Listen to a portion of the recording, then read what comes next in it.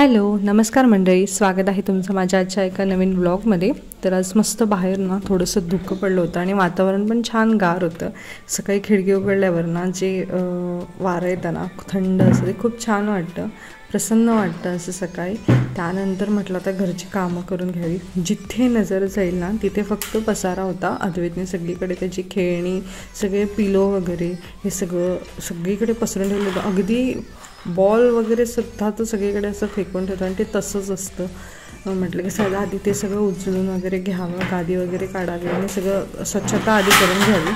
कारण आज गुरुवार होता आणि मला आज स्वामींचं पारायण करायचं होतं। मी एका दिवसाचंच पारायण करते, एका दिवसातच जे काही असतील ते 21 अध्याय वाचते। कारण अद्वैतमुळे मला 7 दिवस हे सगळं करणं शक्य होत नाही, कारण एकाच दिवशी तो लवकर उठतो आणि त्यानंतर मग सगळं माझं राहून जातं आणि उशिरा मग पारायण वाचायला बसणं मला पटत नाही। त्यामुळे म्हटलं मी सकाळी लवकर उठते, त्यावेळीच शक्य होईल तेवढं मी कंप्लीट करते आणि मी गुरुवारीच एका दिवसातच सगळं वाचते वगैरे। तर त्यानंतर हे सगळं सामान बाजूला करून म्हटलं आधी केर वगैरे काढून घेऊया। केर काढलं आणि त्यानंतर लगेचच फरशी पण पुसून घेतली, कारण एका वेळी सगळी कामं करून घेतली ना की बरं पडतं। नाहीतर थोडं ठेवलं की मग आता असं होतं आता हे राहिलं ते राहिलं। त्यामुळे फक्त सगळं आवरलं, त्यानंतर अंघोळ वगैरे करून घेतली आणि पूजा करायला घेतली।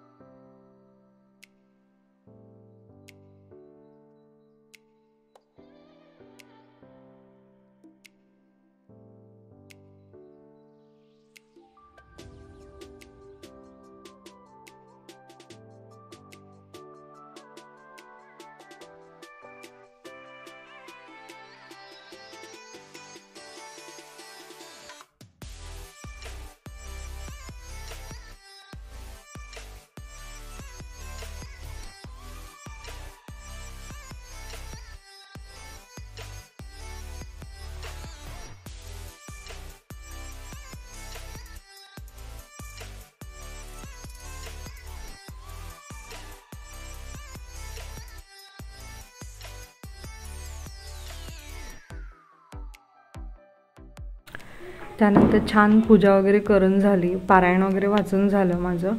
पूजा केल्यावर जे वातावरण असतं ना घरात ते खूप छान असतं। म्हणजे एव्हरीडे जेव्हा पूजा करते ना तेव्हा इतकं छान वाटतं, घरात वातावरण एक खूप वेगळं असतं।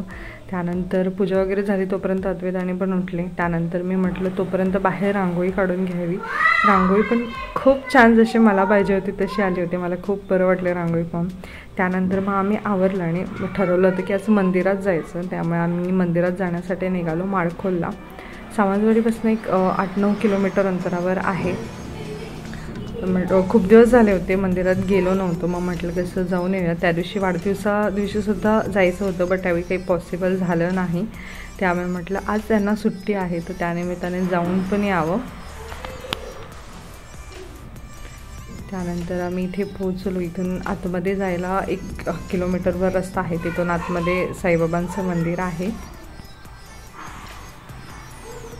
आणि सगळीकडे ना वातावरण असं धुंदकच होतं आणि गरमी तर प्रचंड होती। एवढं वातावरण धुंदक असून पण गरमी प्रचंड होती। त्यानंतर आम्ही मंदिरात बरोबर ना आरतीच्या वेळी पोहोचलो, त्यामुळे छान आरतीचा पण अनुभव घेता आला।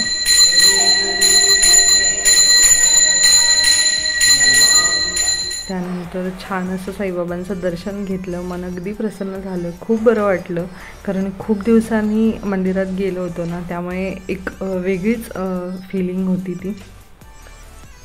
त्यानंतर तिथेच ना गुरुवार असल्यामुळे महाप्रसाद पण होता. मग महाप्रसाद वगैरे घेतला आणि आम्ही परतीच्या वाटेला निघालो. आणि उष्णता एवढी होती, गरमी फार होती, म्हणून एका ठिकाणी थांबून आम्ही छान थंडगार उसाचा रस पिला आणि घरी पोचलो. घरी पोचतो तोपर्यंत जवळजवळ 2:30 वाजले होते. मग ऊन पण प्रचंड होतं, थकायला पण फार झालेलं, त्यामुळे छान घरी जाऊन झोपलो. एकंदरीत आजचा दिवस असा मस्त गेला. संध्याकाळीसुद्धा दिवाबत्ती वगैरे केली, छान धूप वगैरे दाखवला.